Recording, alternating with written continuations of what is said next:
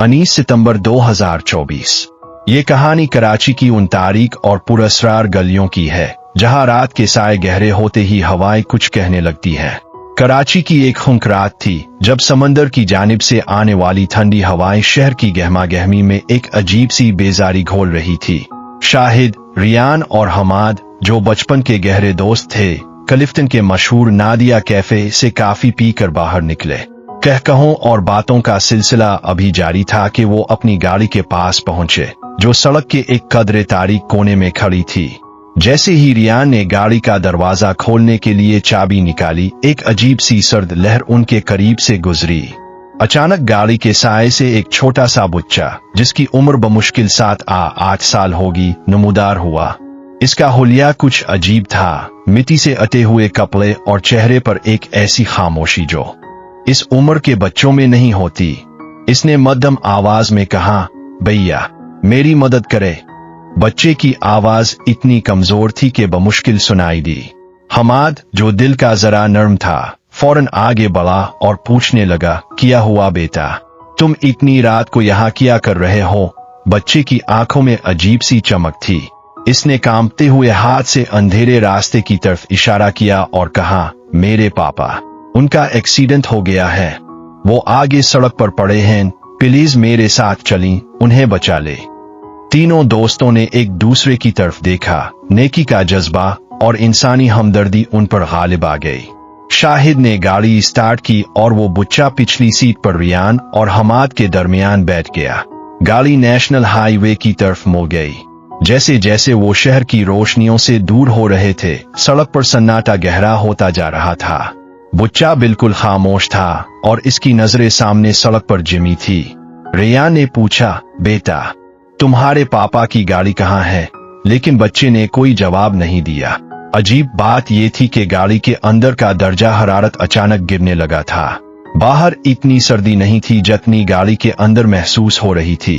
शाहिद ने हीटर चलाने की कोशिश की, लेकिन वो काम नहीं कर रहा था। अचानक बच्चे ने एक कच्चे रास्ते की तरफ इशारा किया, वहां, इस तरफ। वो रास्ता चौकंडी कब्रिस्तान की तरफ जाता था।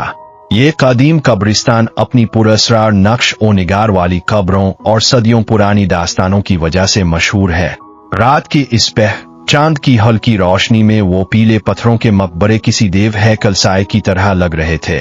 जैसे ही गाड़ी कब्रिस्तान के मरकजी गेट के करीब पहुंची, शाहिद ने जोर से ब्रेक लगाए और कहा, बेटा यहाँ तो कोई एक्सीडेंट नहीं दिख रहा, यहाँ तो सिर्फ कब्रिस्तान है। शाहिद पीछे मुड़ा, लेकिन इसके हल्क से चीख निकलते निकलते रह गई क्योंकि पिछली सीट खाली थी। हमाद की आवाज कांप रही थी, वो बच्चा कहाँ गया? गाड़ी के दरवाजे लॉक थे, शीशे चढ़े हुए थे, लेकिन वो बच्चा सेकंडों में गायब हो चुका था। तीनों दोस्त खौफ के मारे गाड़ी से बाहर निकल आए। सन्नाटा इतना गहरा था कि उन्हें अपनी सांसों की आवाज भी हथौड़ों की तरह सुनाई दे रही थी। अचानक कब्रिस्तान के अंदर से एक दर्दनाक रोने की आवाज आई, बचाओ मुझे, बचाओ। ये वही बच्चे की आवाज थी। रियान ने शाहिद का हाथ अकड़ा और कहा, हमें अंदर नहीं जाना चाहिए, लेकिन वो आवाज इतनी बेचैन कर देने वाली थी कि वो कदम रोक ना सके। जैसे ही वो कदीम कब्रों के दरमियान पहुंचे, मंजर बदल गया। वहां कोई सड़क नहीं थी, कोई बच्चा नहीं था, सिर्फ सदियों पुरानी कब्रें थी जिन पर बने हुए नक्श ओ निगार चांदनी में मुतहर्रिक लग रहे थे। अचानक शाहिद के पांव तले जमीन लरजने लगी। इसने नीचे देखा तो वो एक पुरानी कब्र के ऊपर खड़ा था जिसका पत्थर टूटा हुआ था।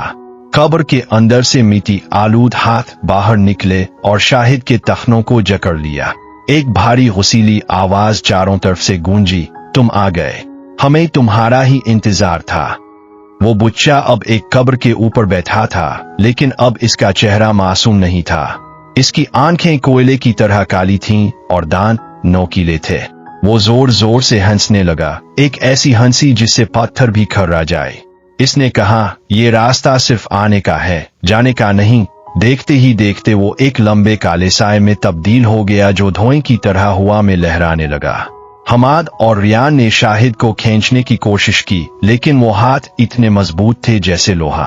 अचानक कब्रिस्तान की तमाम कब्रों से सरगोशियां शुरू हो गईं। पीले पत्थरों पर बने हुए जंगजुओं और घोड़ों के नक्श जमीन पर उतरने लगे। उन तीनों को महसूस हुआ कि वो अकेले नहीं हैं। सैकड़ों साल पुराने मुर्दे अपनी कब्रों से उठकर उनके गिर्द घेरा डाल रहे थे। कुआं में सलांद और कदीम मिट्टी की बो फैल गई। शाहिद ने पूरी कुव्वत से अपना पाँव छुड़ाया और चलाया, कलिमा पढ़ो और भागो यहाँ से। वो तीनों मरकजी सड़क की तरफ भागे। पीछे से आने वाली आवाजें अब चीखों में बदल चुकी थी। ऐसा लग रहा था जैसे पूरा कब्रिस्तान उनका पीछा कर रहा हो। वो हाँफते हुए गाड़ी तक पहुंचे और शाहिद ने गाड़ी को फुल स्पीड में दौड़ाया। वो तब तक नहीं रुके जब तक शहर की रोशनियां दोबारा नजर नहीं आने लगे। अगली सुबह जब शाहिद ने अपनी गाड़ी देखी तो इसके रूंगटे खड़े हो गए। गाड़ी की पिछली सीट पर, जहां वो बच्चा बैठा था, मिट्टी के छोटे छोटे कदमों के निशान थे, और वो मिट्टी आम नहीं थी, वो वही पीली रेत थी जिससे चौकंडी की कब्रें बनी हुई हैं। इस रात के बाद वो तीनों दोस्त कभी इस रास्ते पर नहीं गए। आज भी अगर आप रात गए नेशनल हाईवे से गुजरें और कोई बच्चा आपसे मदद मांगे तो याद रखिएगा कि चौकंडी के कदीम मकीन कभी कभी अपने लिए साथी ढूंढने सड़क पर आ जाते हैं।